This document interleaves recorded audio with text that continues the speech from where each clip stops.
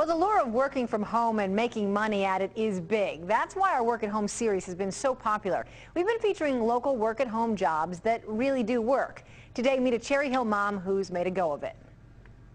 I worked in television for years. I started out at NBC 10. And from production assistant at NBC 10, Patty Feeney went on to full-time work as a producer at Banyan Productions.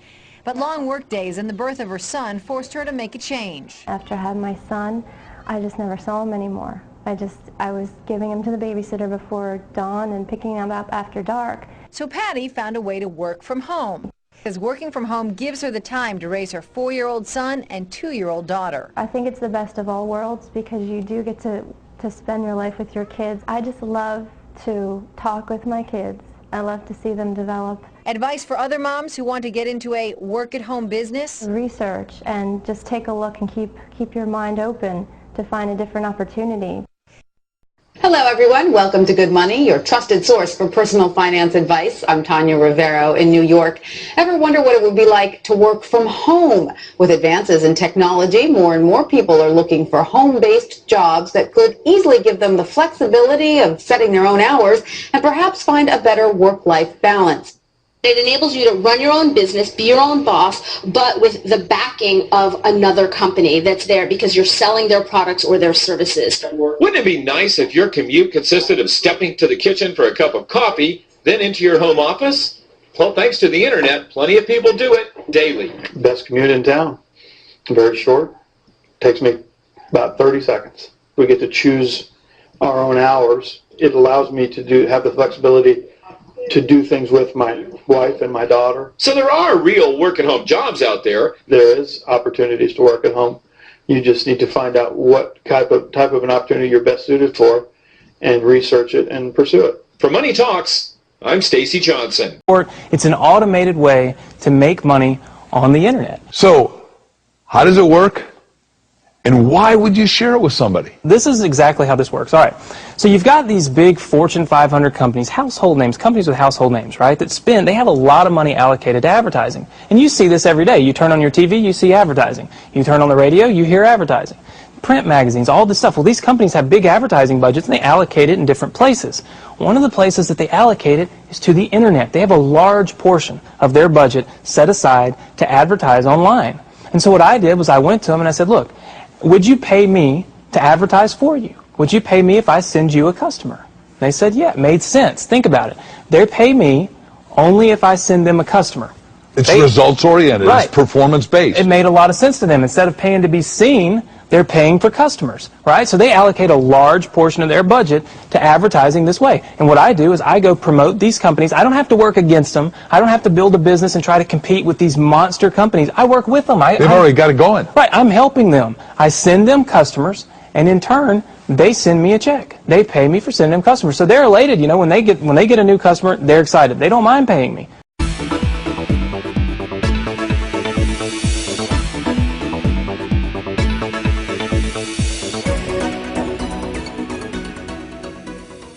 Hi, my name's PJ, and welcome to our short presentation.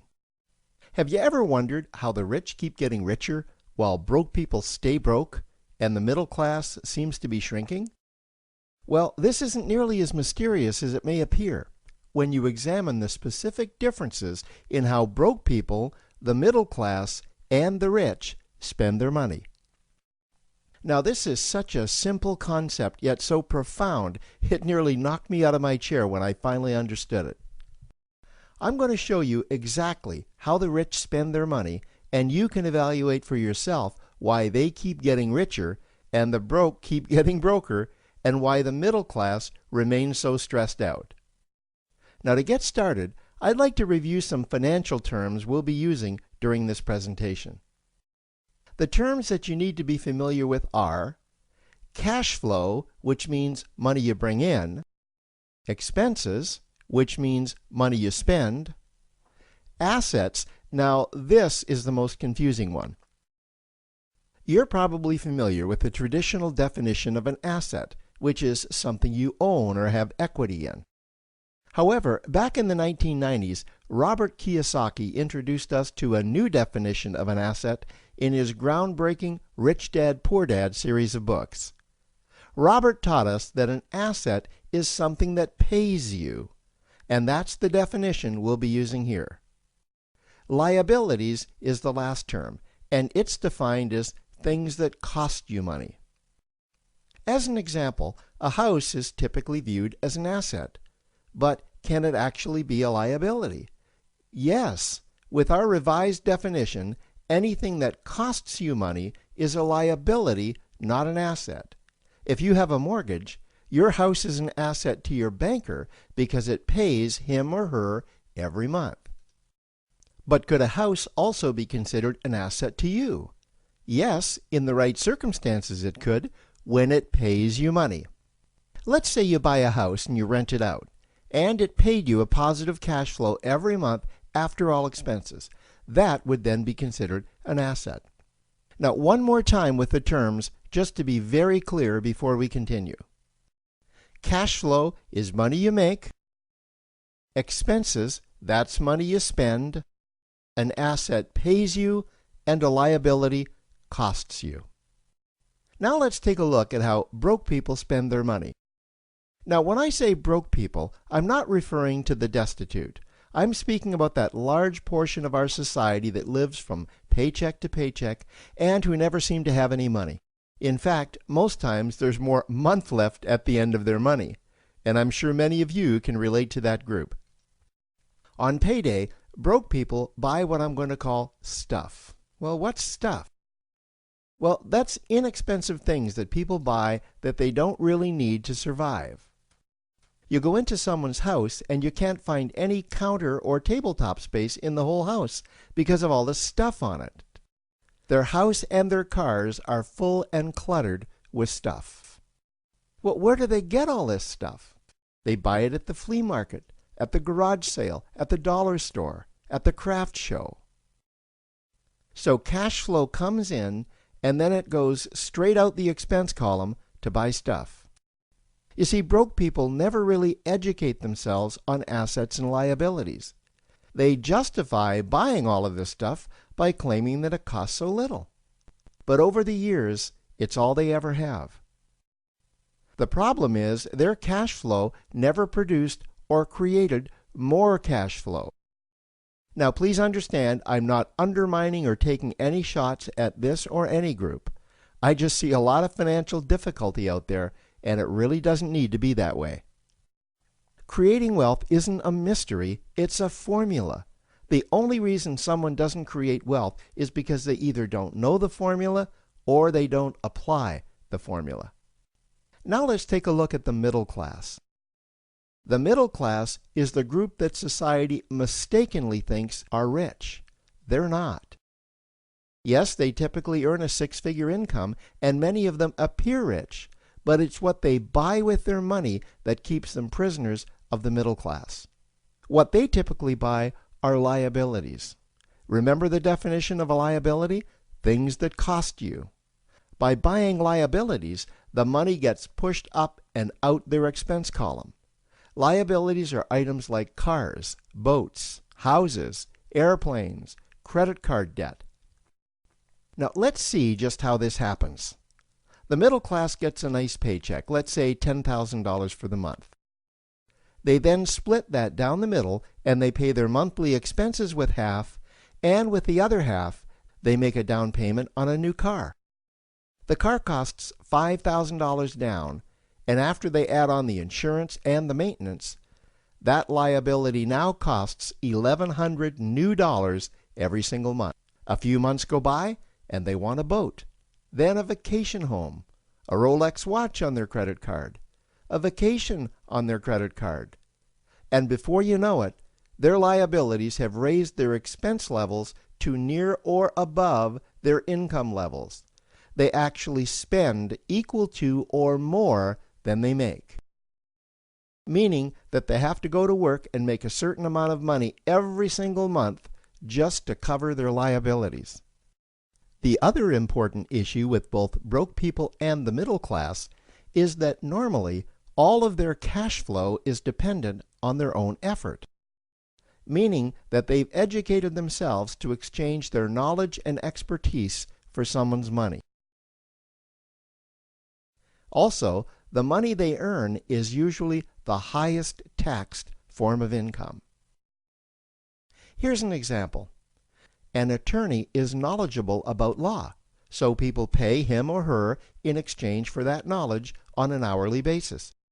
The problem here is that if the attorney isn't sharing that knowledge with a client, then the attorney isn't making any money. This causes lots of stress and anxiety in their lives, and if you ever ask them to take an afternoon off to play golf with you, well, they very rarely can because of how much money it'll cost them to take that time off. On the surface, life's pretty good. The reality is that it's a roller coaster ride. That's the middle class. Now, I know this group very well because for a great deal of my adult life, that was me. Now let's take a look at how the rich people spend their money. Rich people acquire assets. Again, an asset is something that pays you. If you want to become rich, buy assets that earn you more money. The money cycle looks like this. Acquire assets that produce cash flow, invest the profits to acquire more assets that produce more cash flow, invest those profits to acquire more assets that produce more cash flow. The rich spend their money and acquire things that produce more money. Here are a few examples of assets that produce more money. Investments are the obvious ones: stocks, bonds, real estate. Education is another asset. If you learn how to do something that produces more money for you and you actually do it, that's buying an asset. There's a great quote that goes, "If you think education is expensive, you should see how expensive stupidity is." Another example of assets you can acquire that pay you are cash-generating opportunities, especially those opportunities that can create a passive cash flow. Passive meaning that once you build it up, the money continues to flow whether you're still building it or not. Here's a small example. Let's suppose you bought a pinball machine and you put it in a barber shop, and you don't spend any of the profits. You save them until you can buy another pinball machine and put it in another barber shop. This, by the way, was Warren Buffett's first business. If you don't know who Warren Buffett is, he's one of the top 2 richest men in America. The rich are extremely eager to find those passive cash-generating opportunities because those opportunities continue to pay them month after month, year after year, long after they've stopped working the opportunity. You know, I see this happen again and again with successful entrepreneurs. They find a passive cash flow stream that they build up, and it continues to pay them month after month, year after year. They then take those profits and multiply them in another passive cash-generating opportunity, and then again in another. In conclusion, here's what I've learned over the years. You can't find these passive cash-generating opportunities unless you're open to hearing about them. Then, once you find them, you must be willing to see what fits you and then act. Now, the reason I say this is that I once answered a hokey little ad that I ended up generating 7 figures from, simply because I answered that ad and then took action. These opportunities are out there, you just need to find them.